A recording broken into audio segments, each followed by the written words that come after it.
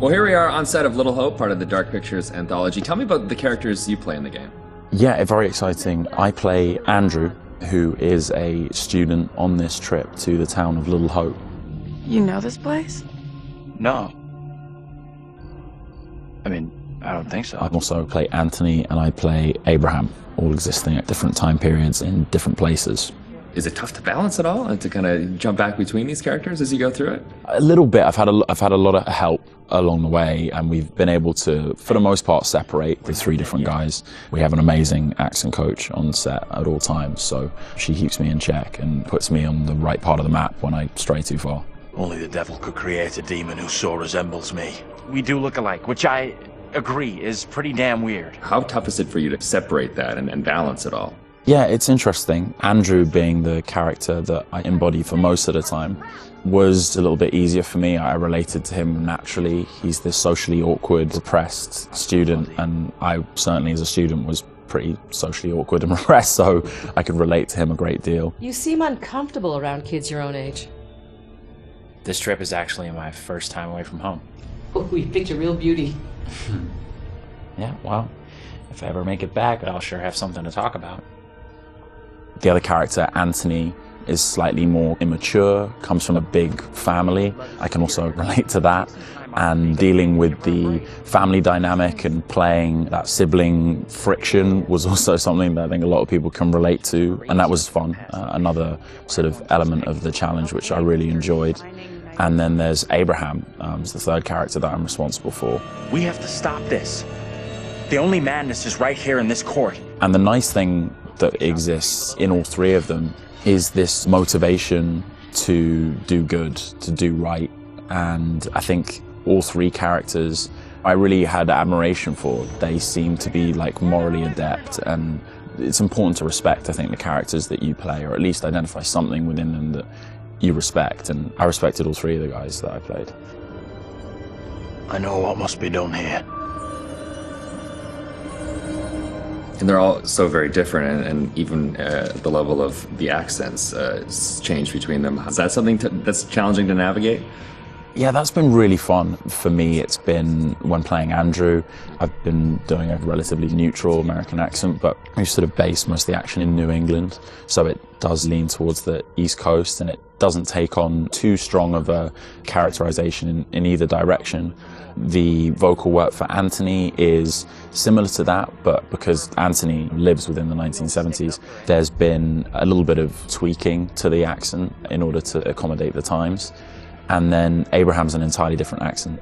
It's been a bit of guesswork as far as constructing that accent, because there's no recordings of what people sounded like at that time. But I suppose the closest thing to it, we imagine, is a kind of Northern English accent. And my dad's from Yorkshire, so I've basically been ripping off what my dad sounded like when he was younger. She talked in this really weird accent. Was that even American? And also with the process itself is a huge, like a learning curve, like you say, with the performance capture. What's the process been like for you? Have you been able to adapt? Do you feel at home now wearing the helmet? And yeah, it's funny. I mean, it presents a whole host of challenges.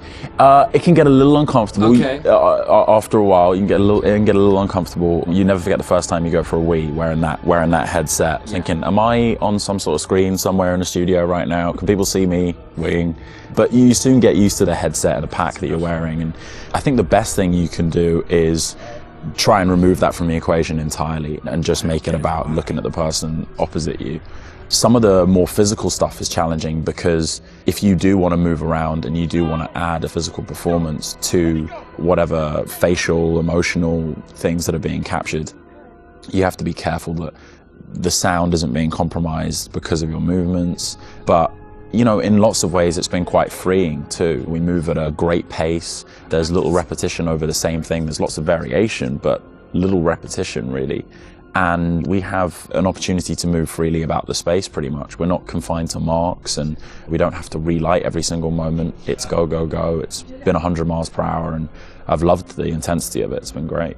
But we're looking for our bus driver. What? Have you seen him? Yeah, that's funny. What's up with the fog outside? It's pretty weird. Sure is a thick one tonight. Actually, it's so thick it's stopping us from leaving.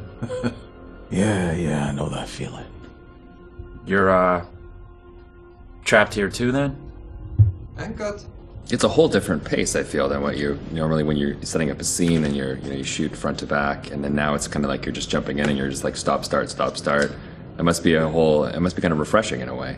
100%, yeah. You can start in the morning and by lunch you've died and come back to life 4 or 5 times, whereas on a film set you would have had to shoot for several weeks to get that material, so you do blast through a ton of content. Run! Get the hell out of there! Look out!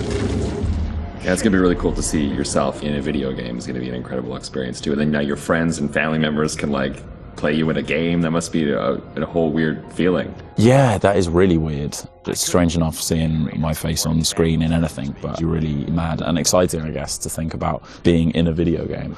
I guess that's like a little kid's dream in lots of ways, so I feel very lucky. It's incredible. And your friends are gonna call you, but like, I killed you. Yeah, I killed you 3 times. They're like, good to speak to you too, bud. Yeah, thanks for the call. Would you confront your fears or would you run away? I want to say confront my fears. After this experience, I would confront my fears. Maybe previously I would have run away.